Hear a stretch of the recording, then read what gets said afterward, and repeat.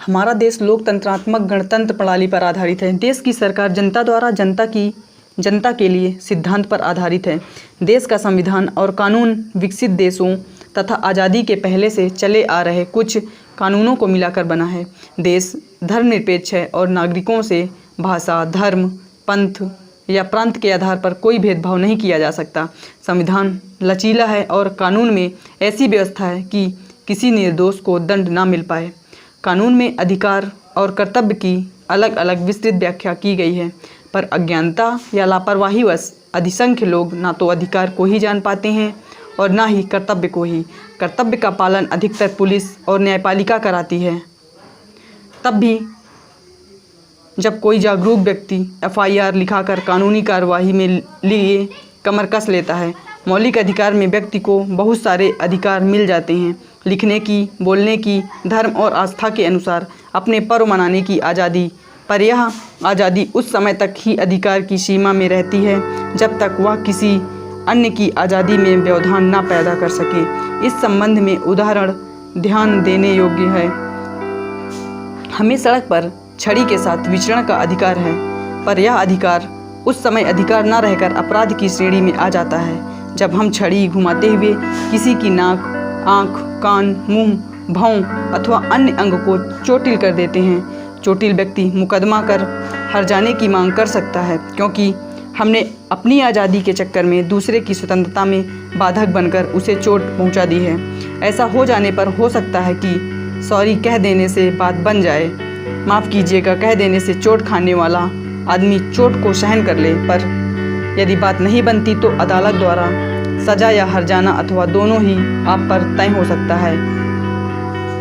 बोलने, लिखने, विचार प्रकट करने की स्वतंत्रता वहीं तक है जहां तक आप किसी धर्म, वर्ग, व्यक्ति विशेष के विरुद्ध कोई ऐसी टिप्पणी नहीं करते जो अशालीन हो, अप्रमाणित हो, अनर्गल प्रलाप रूप में हो अथवा भावनाओं को ठेस पहुंचाने वाली हो।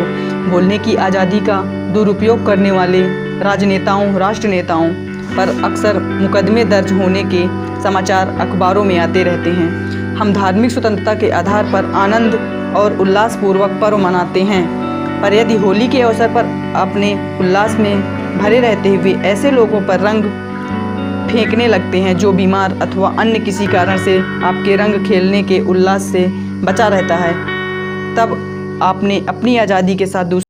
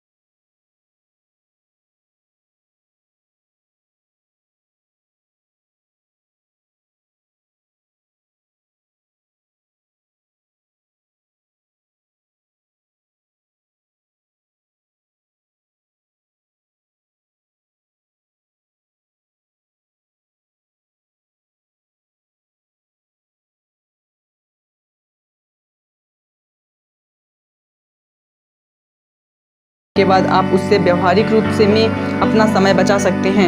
आप किसी से किराए पर भूमि, भवन, मकान का कोई हिस्सा लेते हैं, आप क्या क्या सुविधाएं पाने के हकदार हैं तथा आपकी क्या क्या जिम्मेदारियां हैं, इसकी जानकारियां होने पर आप अनावश्यक विवाद से बच सकते हैं।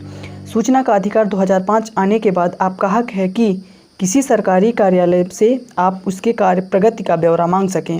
सूचना अधिकार के तहत क्या क्या जानकारी मांगी जा सकती है तथा जानकारी न देने, विलंब करने, छुपाने पर आगे ऐसे व्यक्तियों पर क्या कार्रवाई हो सकती है, इसकी जानकारी भी होनी चाहिए। उपभोक्ता संरक्षण कानून में आपको क्या क्या अधिकार है। आज का ज़माना जागरूकता का है। आप जागरूक हैं तो आपके साथ कोई बेईमानी, फरेब या ठगी नहीं कर सकता है।